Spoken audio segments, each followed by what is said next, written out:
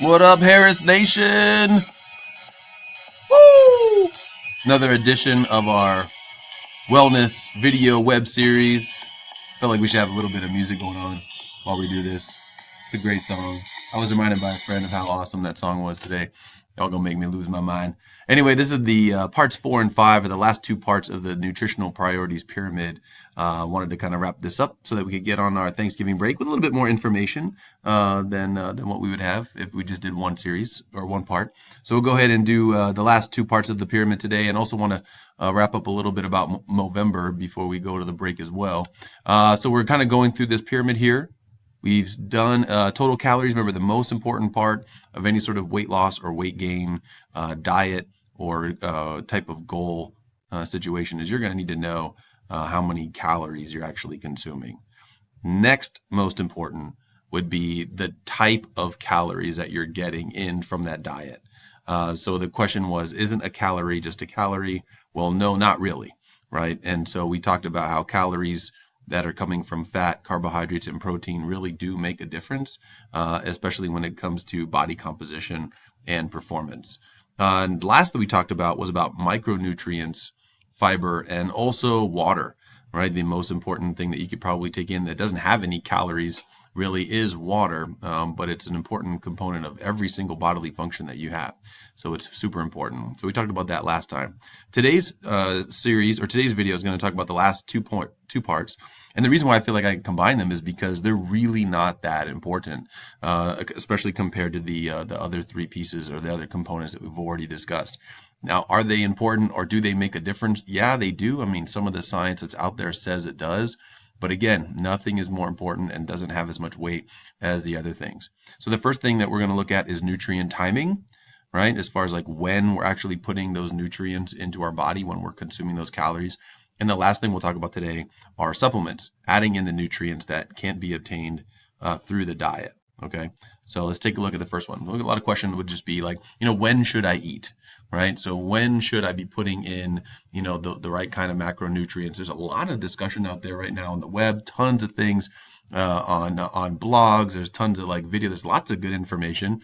I don't think there's a lot of bad information that's out there. You're just going to have to read through a lot of stuff that's out there. But I thought that there were like really 1, 2, maybe 3 types of questions that I hear a lot. The first one is about the protein synthesis window, or like this muscle growth window of time that takes place after a workout. And then a lot of people talk about, do I eat too late? Or is there an appropriate amount of time within the day that I should eat in general? And the last thing is this new concept. It's not that new. It's been around a while, but for those of you that have heard about intermittent fasting or IF, I wanted to share some of my thoughts on that one. All right, so the first thing is the protein synthesis window, right, or the muscle synthesis window. What is it, and does it really exist?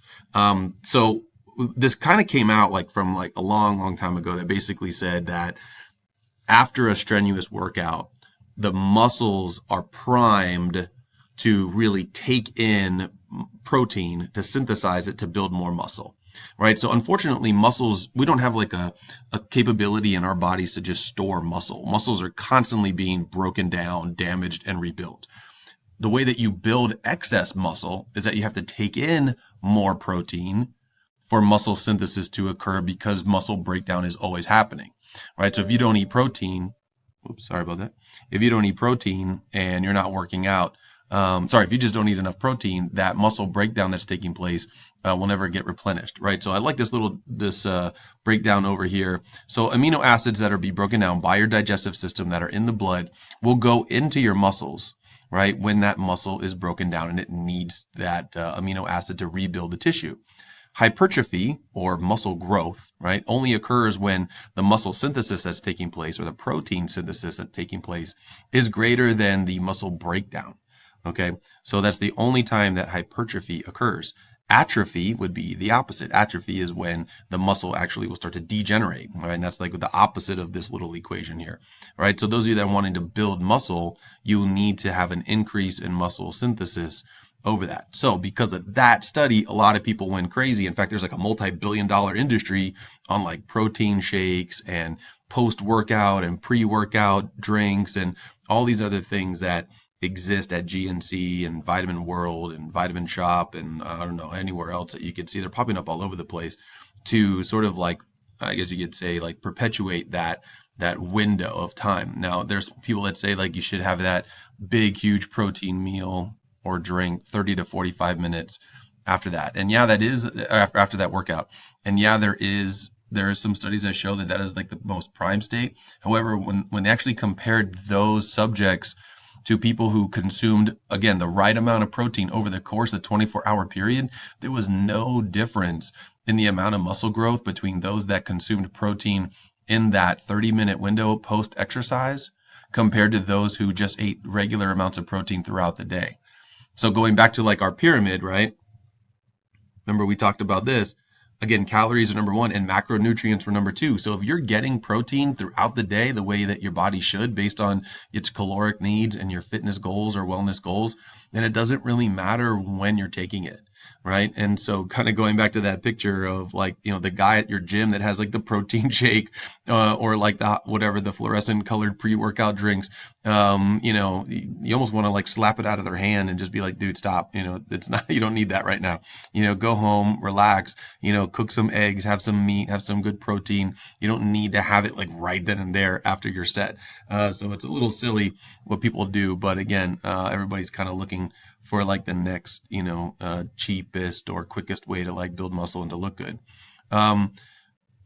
The other thing that I'd kind of talk to about eating too late, yeah, it is, there you should not eat after a certain amount of time because it kind of goes back to what we talked about. Is carbohydrates can be stored as fat. If you're consuming carbohydrates and then you go to sleep, the carbohydrates that you have just consumed will then be processed and stored as form of stored energy, which is fat. Now, intermittent fasting, which I think is really cool, is something that I've tried and I really like it. And I believe that it actually works for me. Basically says that out of a 24-hour period, you should be fasting 16 hours out of the day and only being in a fed state 8 hours out of the day. So this would be this is a nice little clock here. Like, let's just say that you woke up at 8 and you ate for those 8 hours, which was 8 to 4 p.m. Then you would shut off your eating at 4 p.m. and then be in a fasted state for a longer period of time. I know a lot of people looking at this going like, well, I don't want to stop eating at 4. I eat, well into 7, 8 o'clock. Well, that's fine. You can do that. So you would just push back the time that you actually ate your breakfast, right? Remember, breakfast just means when you break your fast anyway. So whether you're eating your breakfast at 12 or 1 p.m. doesn't really matter. All that matters is that you're fasting for a longer period of time. In fact, I think the word intermittent fasting is probably not the correct way to phrase like what's actually going on here. What we're really doing is just delaying breakfast and eating meals in a smaller time zone. So instead of eating throughout the day, we're eating in a shorter window.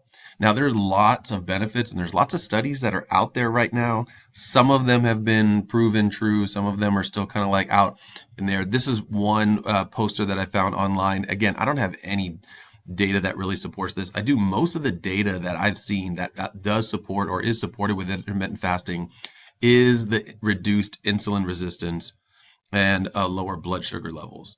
So this is like the big one here. So a lot of people who are dealing with like high blood sugar or dealing with insulin issues, people who are like maybe pre-diabetic, if they jump on this intermittent fasting, it increases that insulin sensitivity just because they're not constantly like pushing insulin out through the bloodstream. And so it does have like added benefits. And these other ones tend to be a little bit more secondary because of the insulin sensitivity going up or the insulin resistance going down, however you want to look at it. The other benefits just kind of go along with it with that one.